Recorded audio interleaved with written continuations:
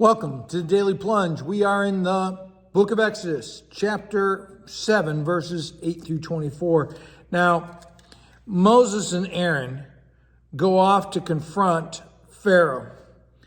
And what is happening is this battle between the Lord God Almighty, the God who is faithful and trustworthy, and these false gods of Egypt, which are nothing less than evil. And so when they go to see Pharaoh to once again deliver God's demands, Pharaoh asks for a sign. And God does perform signs to confirm his word. Here it's to confirm his word of warning. And so Aaron throws down his staff. It becomes a snake.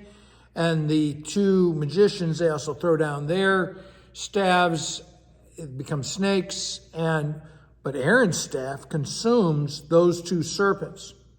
Now, one of the reasons why Pharaoh, who is an unbeliever, not just an unbeliever, but is antagonistic to God, is like, you need to perform a sign for me to consider whether I'm going to give any credence to your word.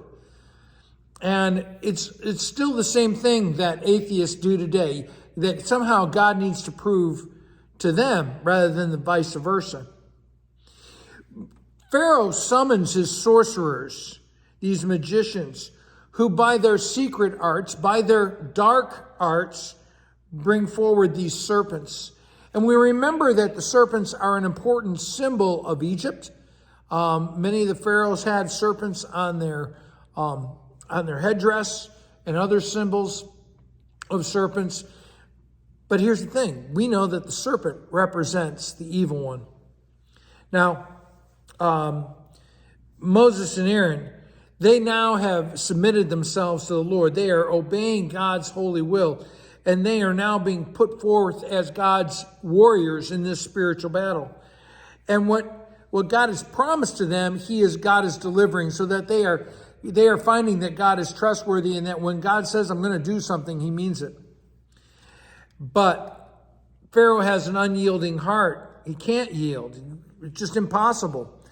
And when they confront him, it says in the morning on the Nile, this is Pharaoh performing his morning ritual of worship to these false gods. And once again, Moses delivers the demand. The Lord, the God of the Hebrews, the God of the Hebrew slaves, says, let my people go. So God identifies them as his people, but then he also identifies their purpose. So they may worship me, because that's why they're here. And then with that, again, he won't, and Pharaoh won't. So Moses strikes the water, and what does it do? It changes it to blood. And the Nile River and all the waters connected to it, the fish die, the river stinks, and the water is undrinkable. I mean, it's a catastrophe for the whole region. And this idea where this blood is everywhere, you have to understand that the Nile represented a god. There was a god of the Nile, Hapi. It was supposed to be a god of fertility, a god of produce, right? And here, the Lord God, the God of the Israelites, has demobilized him, right? Immobilized him.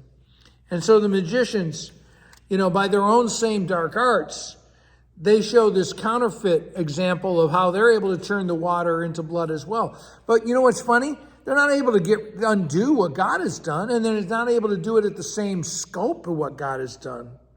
Pharaoh, as he sees what the sorcerers do, his heart just hardens more. They won't listen, but he cannot stop, and they cannot overrule God's power. And that's all we have for today. Thanks, friends. Have a blessed day.